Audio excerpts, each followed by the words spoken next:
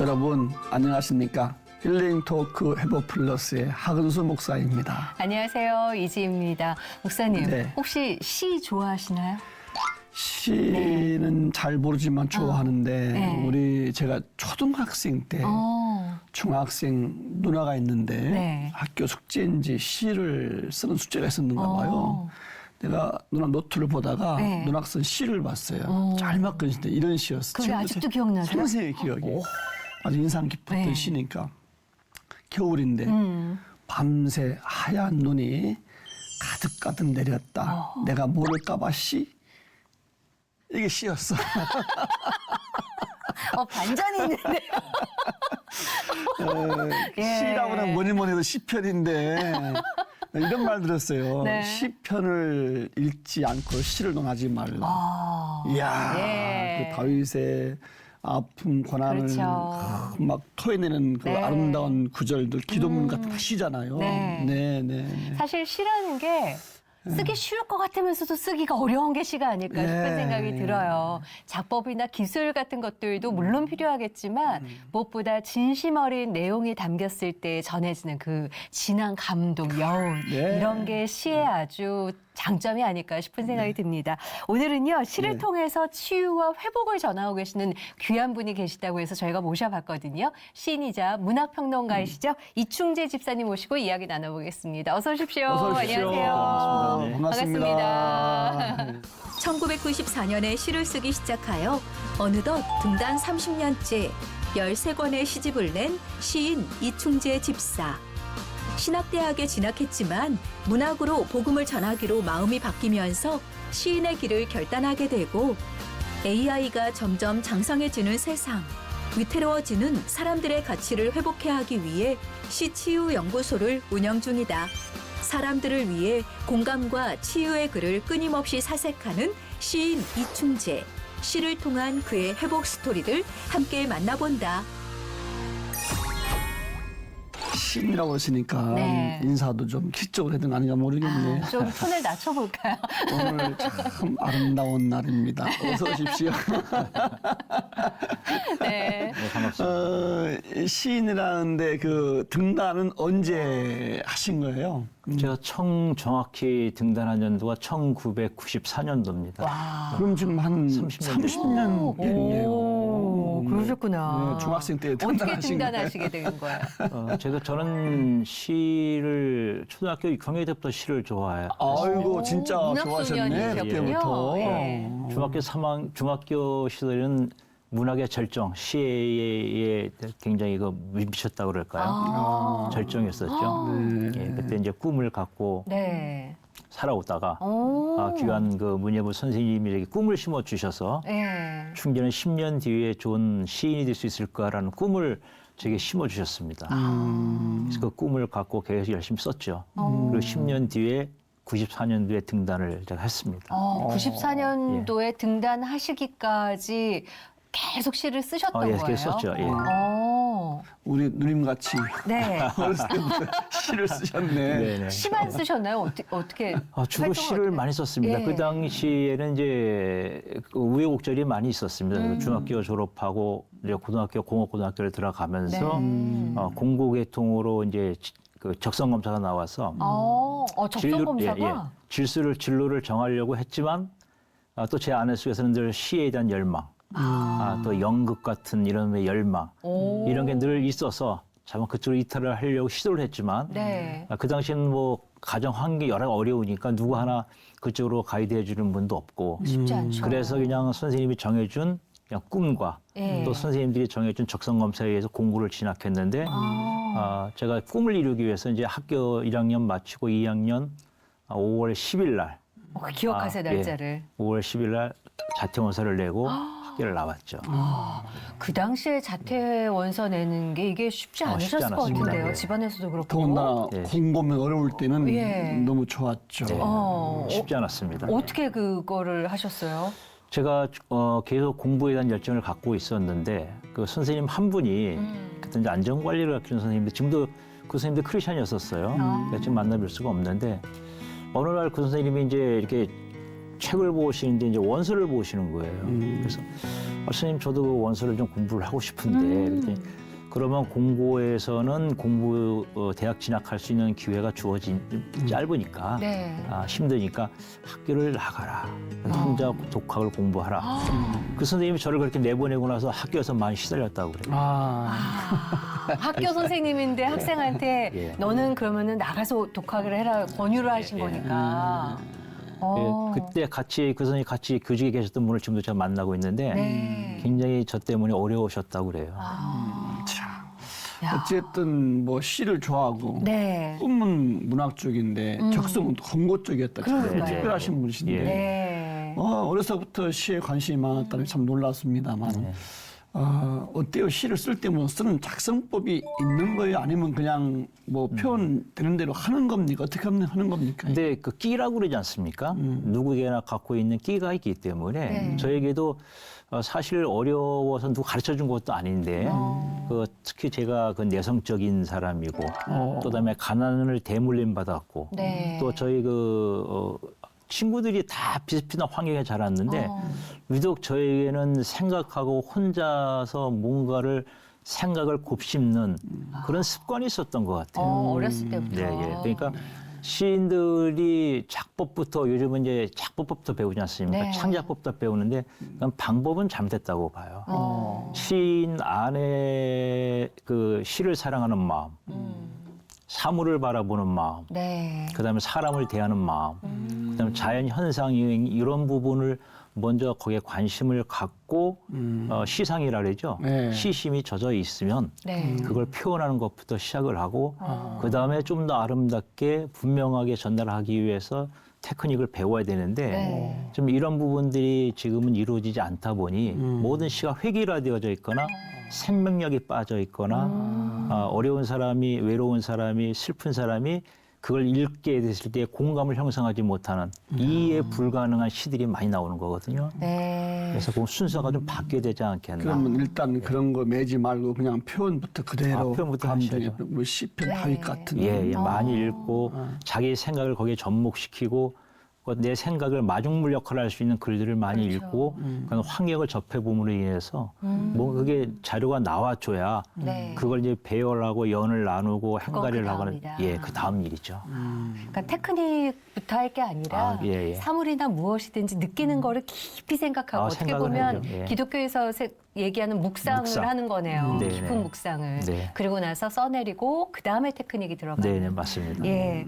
근데 어렸을 때부터 그렇게 시에 관심이 많으셨고 공고를 들어가셨지만 이 길이 아닌 것 같아서 시를 계속 좋아하시다가 네. 독학을 하시고 자퇴를 하셨잖아요. 네, 네. 근데 대학교는 또 신학을 전공하셨어요. 저희가 알아보 어찌된 일인가요? 그 사이에 무슨 일이 있었던 건가요? 저희가 그 예. 공업고등학교 다닐 때는 제가 공부를 잘했어요. 적성검사가 그쪽에 맞는 거는 분명한 것 같아요. 네. 뭐 전공 과목 같은 거 보면 거의 올백을 받을 정도였었으니까 이야. 다만 제 꿈이 네. 그쪽으로 가기에는 좀 제 인생이 좀 그렇다라는 생각이 예. 들었던 것 같아요. 그래서 나왔는데 제도권에서 나와서 혼자 야간에 학원 다니고 주간에 이제 알바를 하면서 하다 보니 방황이 왔었던 것 같아요. 방황과 함께 좀 더 일찍 성숙했던 것 같아요. 네. 그래서 그럼 내가 학교를 왜 나왔지? 그럼 내가 앞으로 인생을 어떻게 살아야 할 것인가? 네. 고민을 하다가 제가 좋아하는 부류의 사람들을 이렇게 선정을 해놨어요. 그분들 10년 단위로 한번 60대까지 한번 쭉 훑어봤어요. 네. 그러고 나서 보니까 그중에 가장 목사님들이 가장 행복하고 참 멋있게 사시는 것 같아요. 의미가 있고. 예, 예. 야, 그 신학을 가자. 네. 그래서 선교사가 됐든 목사가 돼서 좀 그런 일을 하다 보면은 어차피 내가 안 해도 좋은 일을 하는 거니까 네. 그렇게 동기를 갖고 신학을 공부를 시작을 했죠. 그러셨구나. 네, 예. 그러면 신학 공부하고 목사가 돼야 되는데 네. 지금은 또 목사님이 아니고 신이세요. 신이시단 말이에요. 예, 예. 이건 또 어떻게 된 거예요?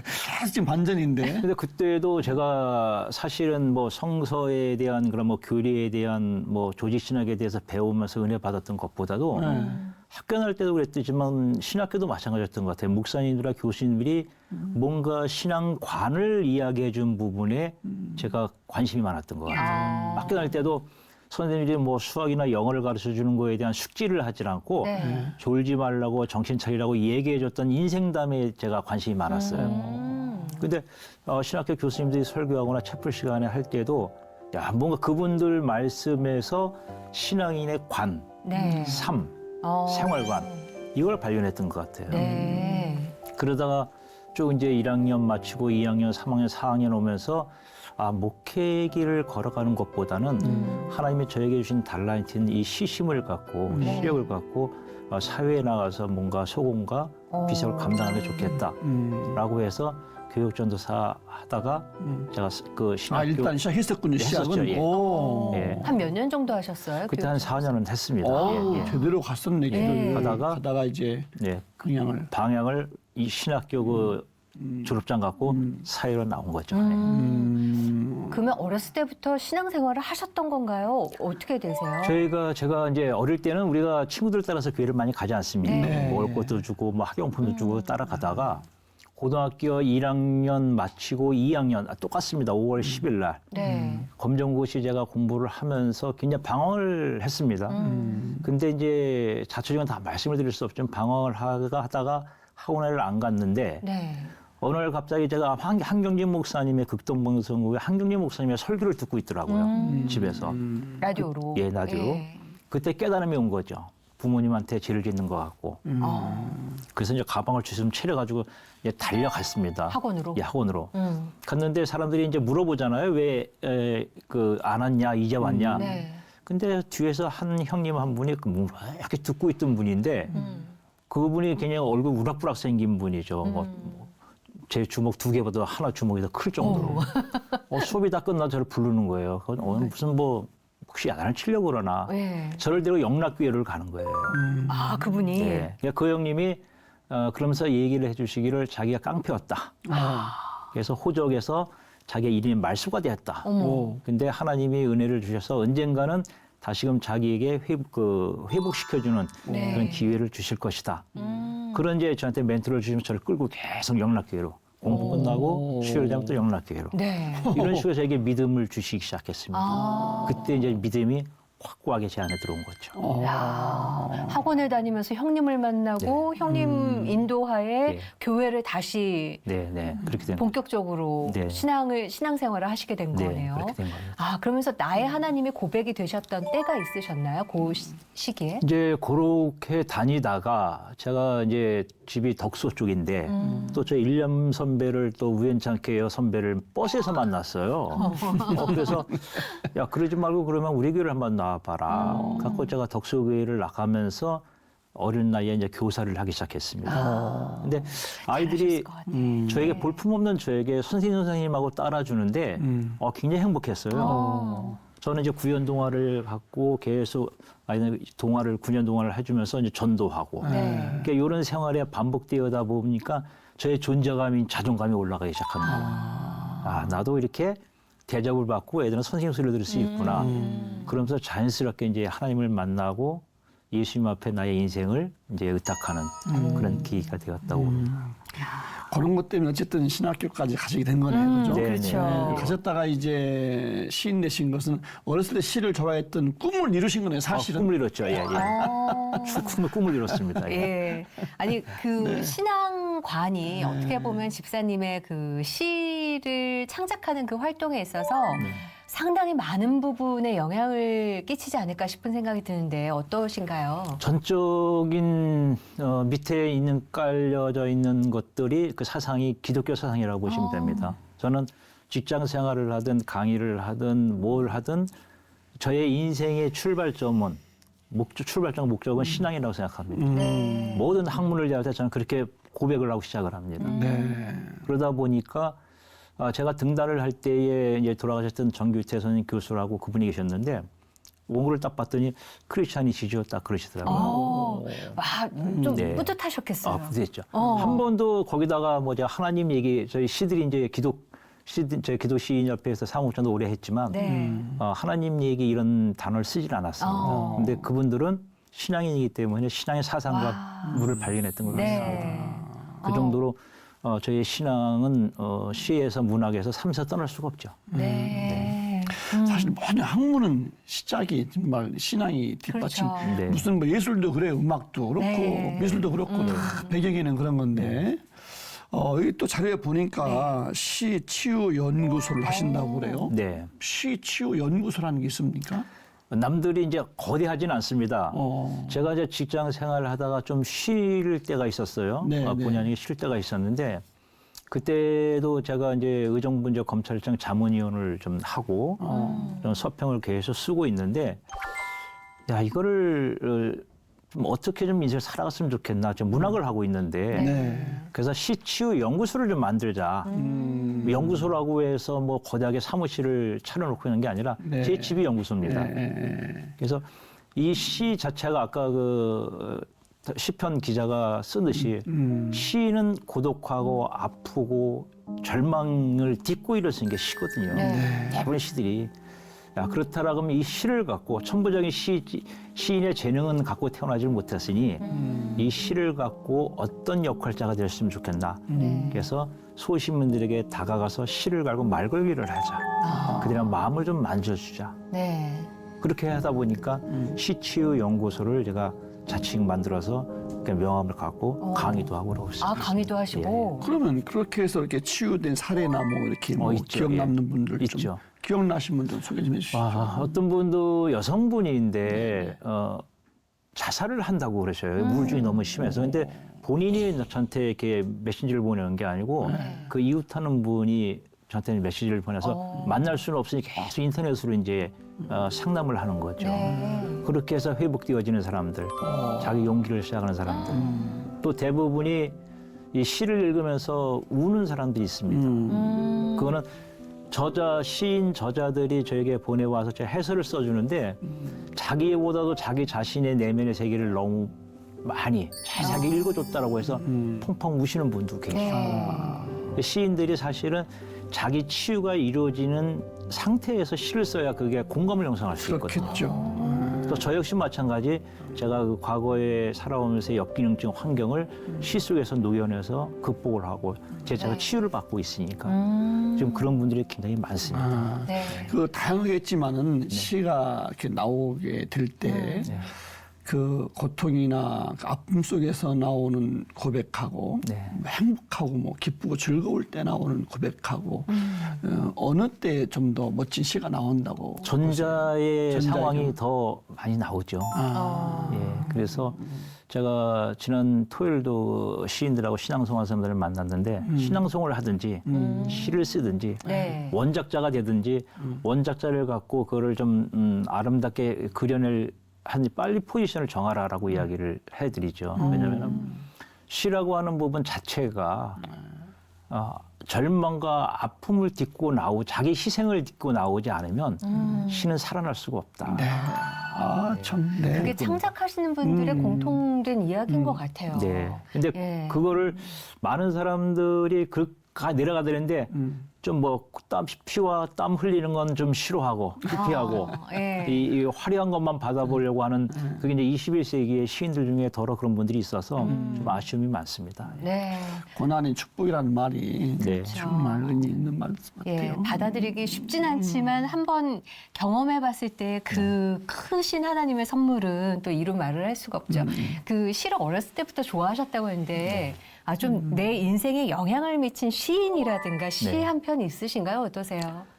제가 이제 이런 질문을 받는 게 참 제일 어렵습니다. 그러신가요? 가장 좋아한 거 어떤 네. 거 그런데 전반적인 부분에서 시인들이 또 시들이 제게 영향을 미쳤던 것 같아요. 근데 그 중에 이제 굳이 이렇게 나눈다라고 하면은 존재론적인 시를 썼던 분들이 저에게 굉장히 영향을 많이 미친 것 같아요. 네. 뭐 박재삼 시인 같은 분들이나 이런 분들의 시를 읽으면서 굉장히 저의 그 삶의 방향을 설정하고 저의 아픔도 위로를 받고 또 사람들을 어떻게 봐야 되는가에 대한 그런 설정이 많았는데 존재론적인 시를 쓰시는 분들이 저의 영향을 참 많이 미쳤던 것 같습니다. 네. 어렸을 때부터 좀 조용하면서도 사물을 바라보는 깊이가 좀 남다르셨다 싶은 생각이 들어요. 조용한 편이셨나요? 어떠셨어요? 유년 시절에? 뭐 유년 시절에 조용하다 보기는 다 놀았죠. 바깥에서 놀고 막 그랬는데 네. 혼자 있을 때 비로소 고독 행복함을 즐겼던 것 같아요. 옛날에 그 엄마가 없는 너의 천국에인이라고 저자도 잃어버렸는데 그 책을 읽고 제가 그 마루에서 네. 그냥 그 시험지에다가 이렇게 감상문을 써놓고 펑펑 운 적이 있었는데 어머. 그런 걸로 봐가지고는 또 이렇게 계속 관계했던 저에게 도와줬던 분이 어느 날 갑자기 떠나서 알 수도 없는 곳으로 갔을 때 그분에게 편지를 써놓고 또 엉엉 울었던 그런 감성적인 부분들이 좀 내재 있었던 것 그러시네요. 같습니다. 예. 그러니까 요즘 말로 따면 그 문과와 이과가 동시에 계시는 네, 네. 예, 그런 분이 아닐까. 예. 네. 그 어차피 지금 나와 주셨잖아요. 나와 네, 주신 김에 저희도 좀 시를 통해서 치유를 받을 수 있으면 좋겠다 싶은 생각이 드는데 네. 어떻게 가능할까요? 네. 예. 늘 제가 이제 우리 아내한테 이제 미안해야죠. 네. 늘 미안하고 그 가장으로서의 또 그런 부분이 좀 많이 제가 못해서 미안해서 어느 날 처음에 등단할 때 쓴 시도 제가 아내에 대한 시입니다. 아내가 만삭이 됐을 때 퇴근해서 이렇게 보니까 그 더운데 누워 있는 모습 보면서 안쓰러워서 썼던 그 시인데 네. 그 시가 등단을 했는데 이번에도 다른 시지만 네. 아내와 시인과 아내라고 하는 시를 하나 낭독을 야. 아내분의 지분이 굉장히 많으시네요. 네 조가 있어요. 예. 네. 기대가 하나 됩니다. 낭독을 하겠습니다. 시인과 아내. 아내는 새벽 이른 시간 무거운 눈을 비비고 일어나 쌀을 씻습니다. 꿈속에서 준비한 식단을 풀어 양념을 하고 식솔들 끼니를 위해 불을 당깁니다. 그 언저리에서는 가난한 시인이 숲을 품고 찾아오는 손님 하나 없는 시밥을 짓는다고 서재의 군부를 지핍니다. 누군가는 생애의 계단을 위해 노동을 하지만 또 누군가는 노동이랄 것도 없는 낙서 같은 시를 씁니다. 상 앞에 2개의 그릇을 올려놓지만 단 한 번도 숟가락질 않는 시 밥을 위해서 밤새 군불 지펴 애를 태웁니다. 시인도 아내와 같은 노동을 하나 언제나 시인의 노동은 외로움뿐입니다. 아내가 조금은 더 행복했으면 해서 다른 사내들과 보폭을 맞추어 노동의 현장으로 갑니다. 이것만은 견디고 또 이것만은 견딜 수 없어 늘 가슴은 두 쪽으로 나뉩니다. 언제 놓아버리거나 잃어버릴 줄 몰라 눈시울이 젖어들어서 가슴을 단단히 동이고 때론 욕을 해대기도 합니다. 시를 모독하는 것은 순수를 모독하는 일이기에 견딜 수 없습니다. 와, 지희 씨는 여자지만 난 남자니까 네. 가슴이 쨍하네요. 예. 또 여자 입장에서는 사모님이 이렇게 그려지면서 또 생각이 들기도 하고 이게 쉬운 일은 아니잖아요. 그러니까 창작 활동을 하는 게 온전히 여기에 쏟아야지만 나올까 말까 그 창작 활동을 하시는 건데 이게 또 경제적인 거는 또 우리가 먹고 살아야 되니까 네. 그 어려움 속에서 많은 생각을 하셨겠다 싶어요. 저도 오늘 집에 가서 한번 아내를 위해 시를 좀 지어봐야 되겠다 생각이 그럼 들었어요. 다음 네. 편에 어떻게 발표하시는 건가요? 그냥 마음을 고백하면 되는 거잖아요. 네, 그죠? 맞습니다. 표현을. 네. 고마운 좋은데요. 마음을. 예. 너무 아까 우리 분장실 사모님을 뵀잖아요. 네. 두 분이 너무 잘 어울리시는 그러니까요. 거예요. 어떻게 오늘 만나신 거예요, 그 사모님? 네. 제가 제대하고 이제 교육전사 인천으로 제가 1시간 반, 그 2시간 거리를 있는 인천에 이제 조그만 교회에 교육전사로 갔습니다. 네. 그때 유년부 제가 전도사를 하고 있었는데, 네. 아마 제가 외로워 보였던 것 같아요. 그 목사님이나 사모님 모시기에. 굉장히 어렸을 때 같은데, 아니면 고독해 보였었든지. 이춘재 전도사님은 최재원 선생하고 좀 어울릴 것 같아요. 그래요. 근데 저희 신학교 다닐 때는 네. 학교에서 배운 게 있습니다. 그죠? 여자 조심하고, 교회 가면 물질 조심하고, 또 뭐, 잘난 척하는 명예 조심하고, 이런 몇 가지를 배웠는데, 그러고 있었는데, 목사님, 사모님이 그런 말씀하셔서, 그분이 누구예요? 그랬더니, 저 뒤에 앉아있는 선생이에요. 그래요. 근데 굉장히 아름다웠어요. 그때. 근데 옆에 애가 있더라고요, 애가. 오, 애기가. 어떻게 보여? 그래서 애 엄마 아닙니까? 그랬더니, 조카를 데리고 온대요, 항상. 어머. 그래서 그러면은 저에게 그 허락을 해주시겠습니까? 네. 그리고 프로포즈하는데 3개월 걸렸습니다. 조심스러워서. 어떻게 한번 좀 진행상 예, 말씀 예. 좀 해주세요. 첫인상은 마음에 드셨던 예, 거군요. 굉장히 아름다웠죠. 네. 예뻤죠. 그래서 편지를 제가 연애할 때 한 500통 썼습니다. 야, 그래서 500통을 편지 써서 500통을? 예. 그게 이제 그때 쓴 겁니다. 예. 3개월 동안 500통을 쓰신 아니죠. 건 5년 아니죠? 동안. 5년 동안. 저는 와. 이제 일주일 월요일 날 도착하게 월, 화, 수, 목, 금, 토 제 아내 직장으로 계속 편지가 계속 갑니다. 아, 써서 야. 이제 편지를 보내신 거구나. 그 제 가방에 직장에서 난리 났겠는데요. 예, 제 가방에는 이제 우표하고 편지지 편지 봉투, 공중 전화 카드 항상 있죠. 와, 낭만적이다. 그렇게 해서 이제 프로포즈를 네. 제가 해서 예. 결혼해서 2딸까지 낳아서 지금 잘 살고 그 있습니다. 결혼 청혼할 때 시점이 어느 시점에 어떻게 고백하신 거예요? 편지로 계속 꾸준히 하면서 네. 정확히 이제 결혼을 해달라고 이렇게 표현을 한 것 같지 않습니다. 근데 네. 이 사람 결혼을 해야 되겠다는 마음이 들었는지 어떻게 해가지고 제가 급성명장인가 우리 아내가 갑자기 이제 제가 전도사 저쪽에 구리에 있을 텐데 연락이 와가지고 입원했다는 얘기예요. 수술. 그냥 갔죠. 네. 갔는데 마침 제 아내 형제들이 다 모여 있더라고요. 그 누구냐고 그래서 너 사귀고 있는 누구라고 그랬더니 네. 그럼 부모님한테 인사 들었냐고 얘기를 해요. 그래서 안 들었다. 병문안 간 건데. 네, 안 들었다 그랬더니 그 얘기가 너무 급속도로 진행이 되는 거예요. 그래서 네. 그럼 부모님한테 인사 드려도 되겠냐 그랬더니 드려도 된다. 그리고 그 다음 주인가 제가 이제 부모님 제 아내가 서산인데 네. 갔죠. 음. 가가지고 부모님이 인사드리고 거기서 하룻밤을 자고 네. 그리고 또 우리 장모님이 꽃감 말리다 마른 걸 이렇게 비닐을 싸주셔서 갖고 왔죠. 그리고 얼마 있다가 이제 상견례를 하고 바로 결혼을 하게 됐습니다. 그냥 일사천리로 진행이 일사천리 되셨네요. 됐습니다. 예. 맹장이 이렇게 감사할 예, 수가. 예. 그 아내를 예. 썼던 편지 네. 편지를 모아놓으면 그것도 멋진 책 한 권 되겠네요. 제가 책 한 권 냈죠. 그때 안에 내가 그래요? 있으며 몇 주년인가요? 그때서 기념으로 제가 그 원고 한 48편 묶어서 네. 그대 안에 내가 있으며라는 책을 출간했습니다. 그때 안에 내가 있으며 네. 지금 책이 좀 나와 있습니까? 아마 오래돼서 품절이 다 됐을 겁니다. 그래요? 제가 가지고 있는 것만 있습니다. 그러시구나. 네. 예. 참, 보통 이렇게 사랑하는 사람을 위해서 편지를 쓸 때는 시작하는 말, 끝맺는 말에 아주 포인트가 있잖아요. 같은 구절을 쓰셨나요? 어떻게 표현하셨어요? 아니야 같은 구절은 안 쓰고 그 당시에는 지금 우표를 그 주소를 써야 가잖아요. 네. 옛날엔 보내는 사람은 그걸 안 쓰고 뭐 사랑 그대에게 써도 그냥 갑니다. 받는 사람만 주소만 정확히 쓰면 되거든요. 그렇죠. 보내는 이는 아무렇게나 근데 써도 제가 됐었어요, 기억나는 게 이제는. 이런 단어가 있는 것 같아요. 이 사랑한다는 말 이외에 더 고상한 말을 쓰고 싶은데 지구상에는 그 고상한 말이 없는 것 같아서 저도 어쩔 수 없이 이 말을 씁니다. 네. 사랑합니다. 근데 이렇게 끝나죠, 저는요.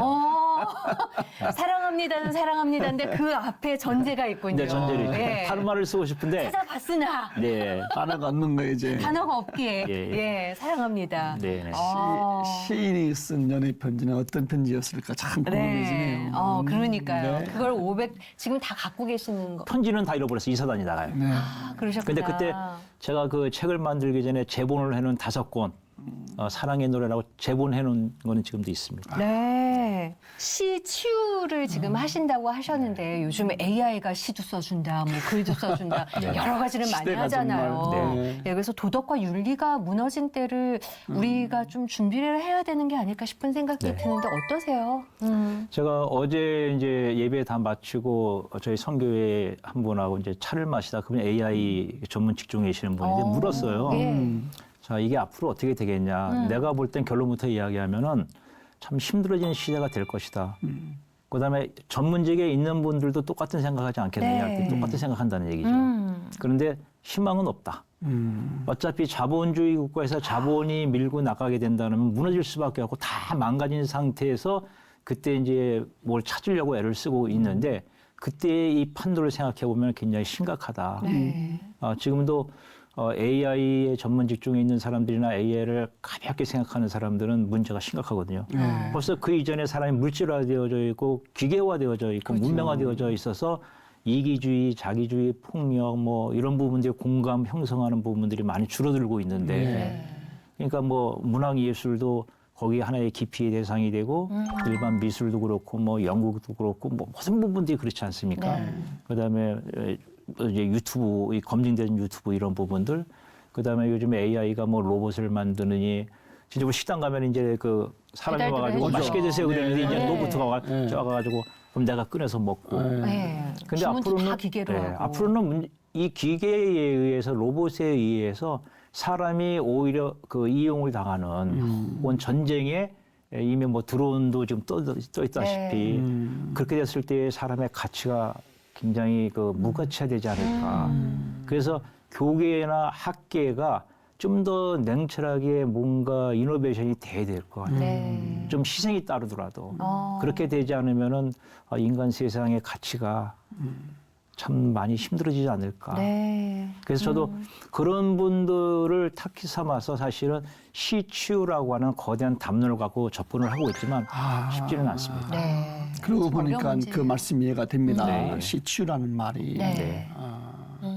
야, AI가 시를 써주는 시대 인간의 감정도 메마르고 그렇죠. 정말 삭막한 시대가 되겠네요. 네. 그렇죠. AI다, 컴퓨터는 AI다 이런 부분들은 인간들이 다 내뱉고 써놨던 부분들을 종합해서 편집해서 그려내는 거기 때문에 순수 창작이라고 볼 수가 없죠. 근데 그럴싸함만 있는 거죠. 그렇죠. 예.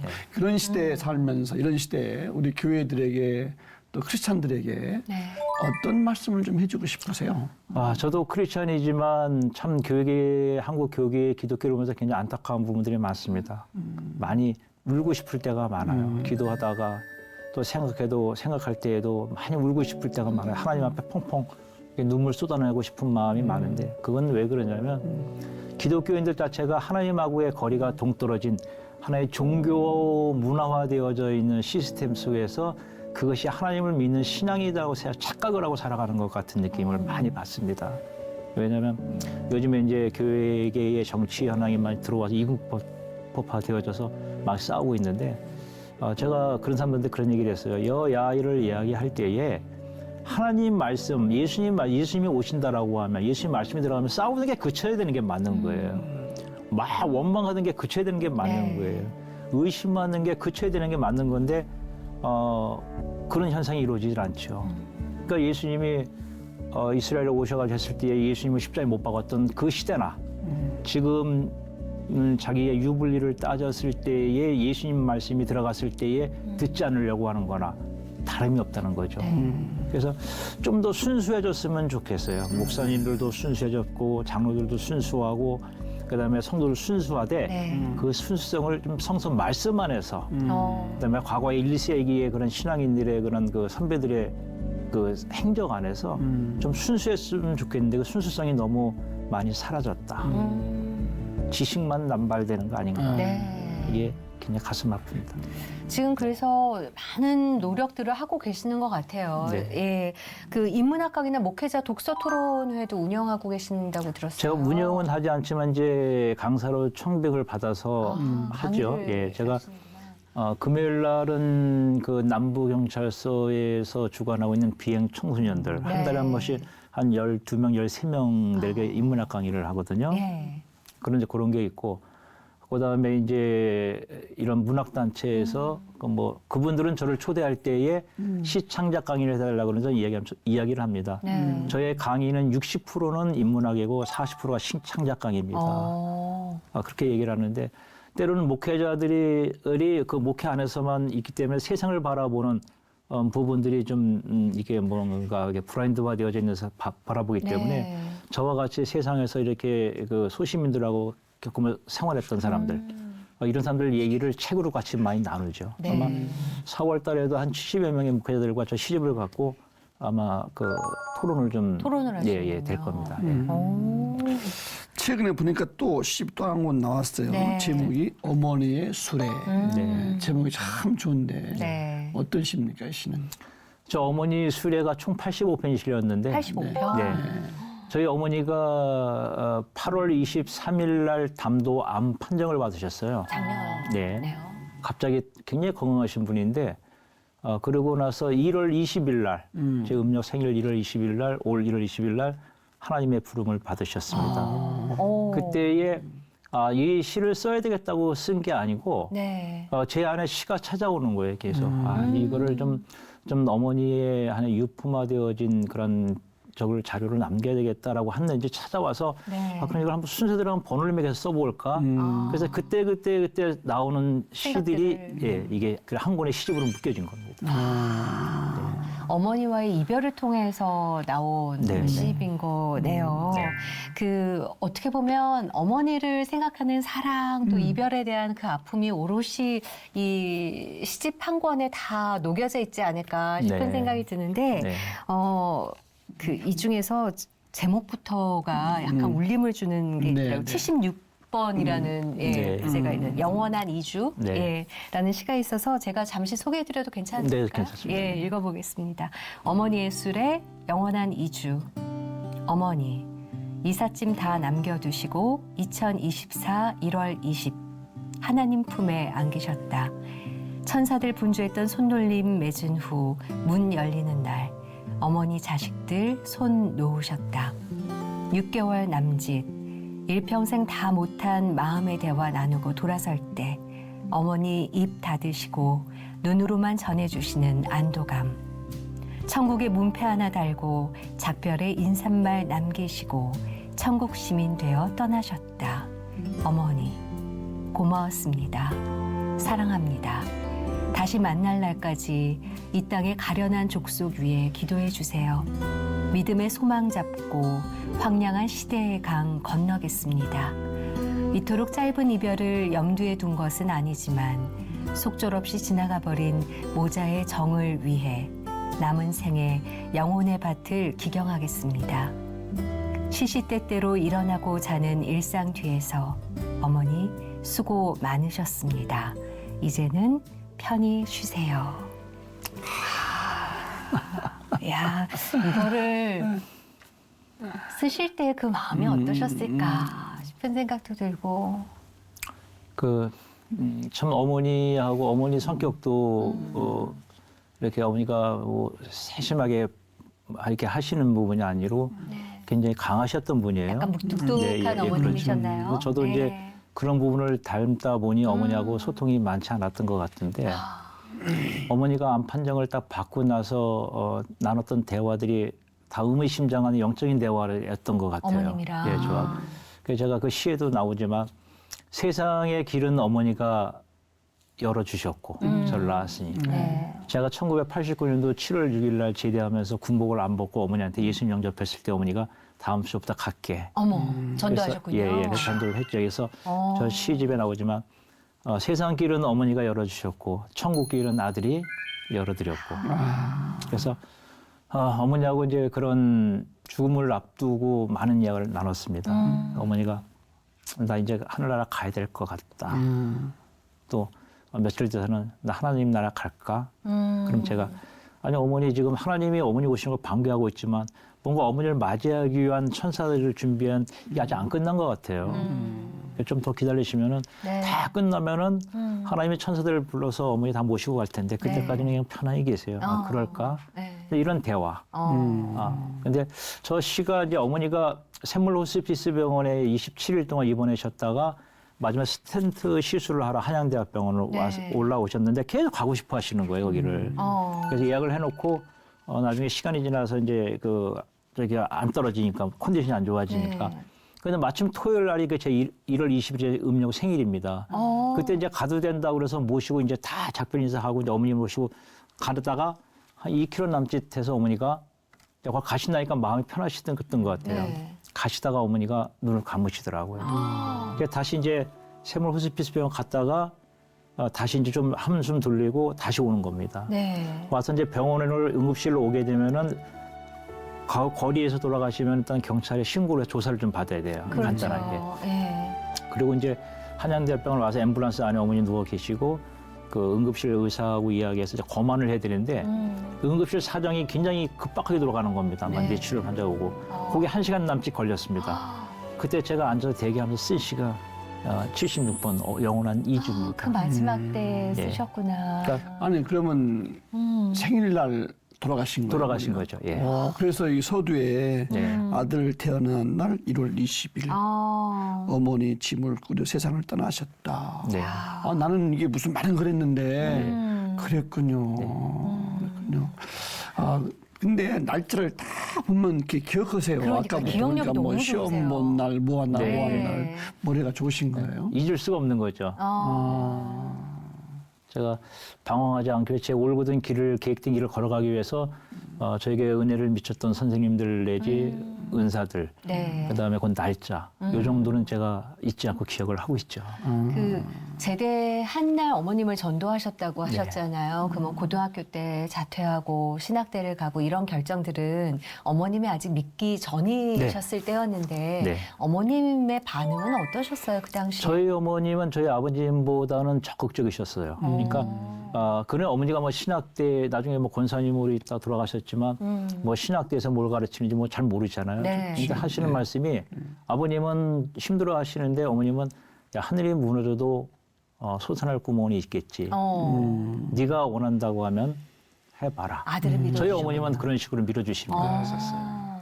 그래서 돌아가시기까지도 제가 시인으로 살아가는 부분에 대해서 또한 꿈을 강의하고 뭐 책을 내고 하는 부분들에 대해서 저 간병인 내지 그 요양보호사들하고 상당히 많이 소통을 하셨다고 그러죠. 네. 저희 어머니가. 어쨌든 어머니는 적극적으로 이렇게 뒷받침해 주신 분인데 본인 입장에서 어렸을 때 꿈이 어떤 시나 문학 쪽이었고 네. 고등학교 때 적성 검사가 어떤 공학도에 적성이 나왔고 또 대학은 신학대학을 나왔잖아요. 네. 이게 세 갈래 길인데 결국 시인의 길이 왔단 말이에요. 네.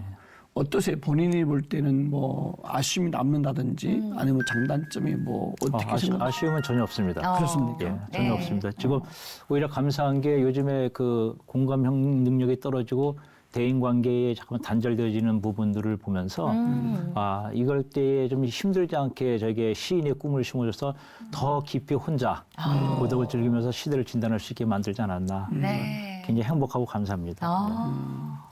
귀한 작품들이 나온 거죠 아주 덕분에. 특별한 그 시의 소재도 네. 아까 아내에 대한 그 제목들 참 멋졌고 그렇죠. 이 어머니에 대한 수레도 참 너무 멋지고 네. 아주 우리들도 그냥 문학적으로 풍부해진 시간이었는데 하나님이 집사님을 어떻게 이렇게 시를 통해서 사용하실까 네. 좀 기대가 됩니다. 네. 뭐 기도 제목이나 발행 같은 거 있으면 하나 소개해 주시죠. 기도 제목은 이게 고독한 길이지 않습니까? 네. 또 돈도 되지 않는 길인데 뭔가 이 길을 걸어가면서 너무 세속적으로 힘들어하지 않게 그래서 끊임없이 사람들하고 공감대를 형성할 수 있는 그런 글을 좀 써서 제가 하나님 부르시는 그날까지 좀 하나님의 도구로 쓰임받다가 문학을 갖고 쓰임받다가 제 인생 하나님 부름을 받으면 좋지 않겠나. 그 길에 어려움이 없도록 네. 그게 늘 기도하고 있습니다. 네. 돈도 안 되는 길인데 아내 입장에서 뭐라고 그러세요? 그래서 아내가 또 제 뒤에서 또 먼저 벌이를 하지 않습니까? 네. 나오지. 그래서 늘 그렇습니까? 도와주고 있어서 네네. 힘이 되고 저 또한 가장으로서 주어지는 환경에서 최선을 다하려고 합니다. 예, 오늘 이렇게 귀한 시간 내주셔서 네. 너무 감사하고요. 예, 앞으로의 또 활동 또한 기대하겠습니다. 네, 감사합니다. 감사합니다. 네, 감사합니다. 감사합니다. 네, 네. 좀 특별한 분을 모셨어요. 네. 시를 통해서 회복을 주시고 또 치유도 주시는 네. 그 도구로 쓰시는 그 마음이 참 따뜻했고 네. 하나님께서 더 크게 멋지게 축복할 줄을 믿습니다. 정말 세상이 각박해져 간다고 할 때 따뜻한 말 한마디, 따뜻한 눈빛 정말 위로가 되잖아요. 오늘 시 한 편 누군가에게 나눠줄 그 친구분이 계시다면 차 한잔 하시면서 시도 나누고 음악도 나누고 마음도 나눌 수 있는 귀한 시간 가지셨으면 좋겠습니다. 함께해 주셔서 고맙습니다. 평안한 하루 누리십시오. 감사합니다.